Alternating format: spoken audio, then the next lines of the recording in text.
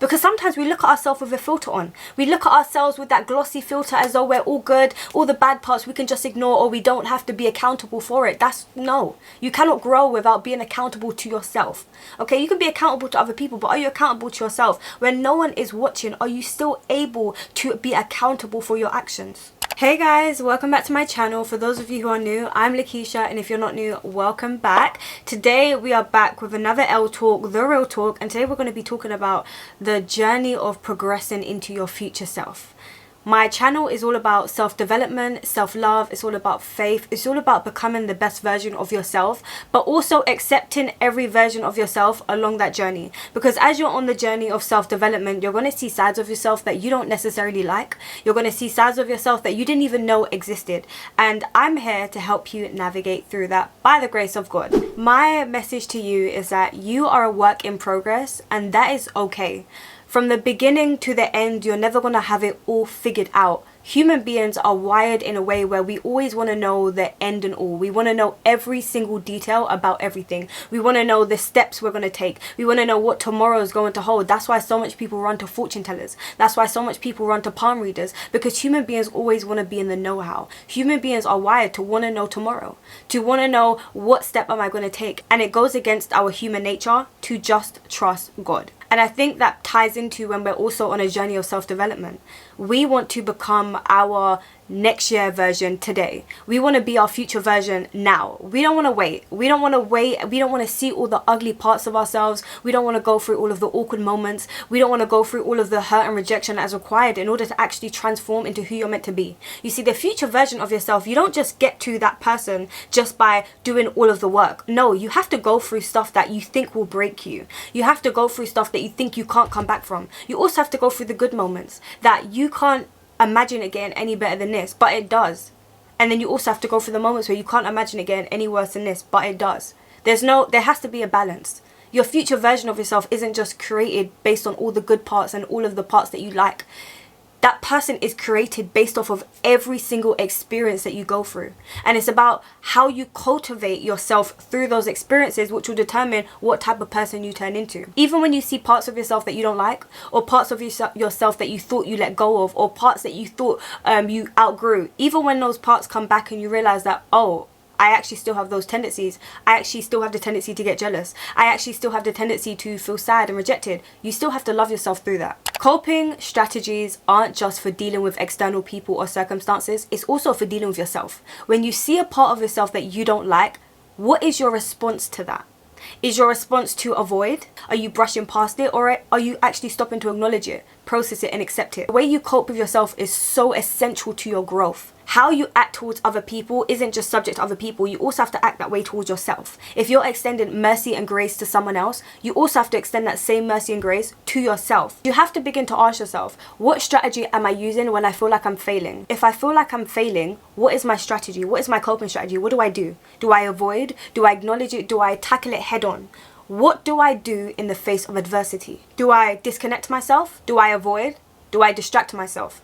All of these ways that you cope with yourself will determine how fast you grow and determine who you become in the future. What is your response to yourself when you see versions of yourself that you may not like? How you treat yourself is just as important to how you treat others. You don't treat other people better and then you dog yourself out. You don't speak to people polite and then you speak so rude to yourself. How you treat yourself will determine how you allow other people to treat you. So you cannot treat other people amazing, give people patience and forbearance and understanding, and then for yourself, you're literally your own worst enemy. You know, I was watching a theatre show, I think earlier this year. There was a quote in the show and I loved it. The quote went like this: the Bible says love your enemies. So I started loving myself. Sometimes you are your own worst enemy. Let's be honest. We are the most negative person we know to ourselves. When you take a look at your mind, is your mind a positive place or is it a negative place? What are you saying to yourself on a day-to-day? You know, it's so easy to celebrate yourself when you're winning. But when you feel like you're not winning, are you still able to be nice to yourself? Are you able to still look past your shortcomings? The same way you can look past other people's shortcomings and extend forbearance and patience, the same way you need to do it yourself. The Bible speaks about fruit of the Spirit. The fruit of the Spirit isn't only to extend to other people, it's also to extend to yourself. Patience isn't something you just have with someone else. You also have patience with yourself. You don't just give love to other people, you give love to yourself. This is all all part of your self-development journey. It's all part of understanding that you're a work in progress. But in order to keep progressing, you need to be able to love the ugly parts of yourself. Because along this journey of self-development, along this journey of actually becoming the best version of yourself, you're going to notice things about yourself that you didn't notice before because you're paying more attention. You're being more intentional. So you will pick up on things that you didn't pick up on before. And you'll begin to question yourself. Who am I? Why am I like this? I thought I was better than this. I thought I didn't struggle with this anymore. You will begin to see that you aren't as perfect as you've been thinking you are. You'll begin to notice your flaws more. You'll begin to notice your shortcomings more. The little things that you thought weren't a big deal will begin to be magnified. You will begin to notice the worst parts of yourself. That is when you know your self-development journey is actually yielding fruit, when you can actually see yourself unfiltered. Because sometimes we look at ourselves with a filter on. We look at ourselves with that glossy filter as though we're all good. All the bad parts we can just ignore, or we don't have to be accountable for it. No. You cannot grow without being accountable to yourself. Okay, you can be accountable to other people, but are you accountable to yourself? When no one is watching, are you still able to be accountable for your actions? You know, it's so easy to be humble when you're around other people, but are you humble in private? Are you humble in private? Or are you prideful in private and then humble in the public eye? You can say nice things, but what if the nice things aren't backed by nice thoughts or a nice heart? Because the truth is, some of us are living in a facade. We're living in a facade.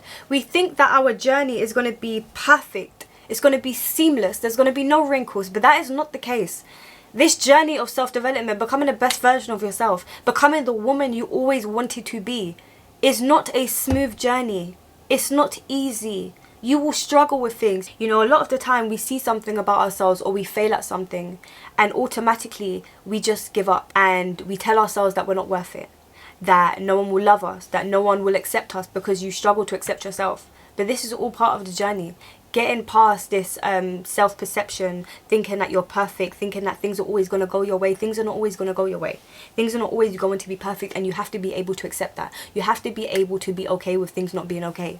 And you have to be able to move past that. You have to be able to be okay with seeing the cracks in your appearance. You're not perfect. You're not Miss Perfect. You are not.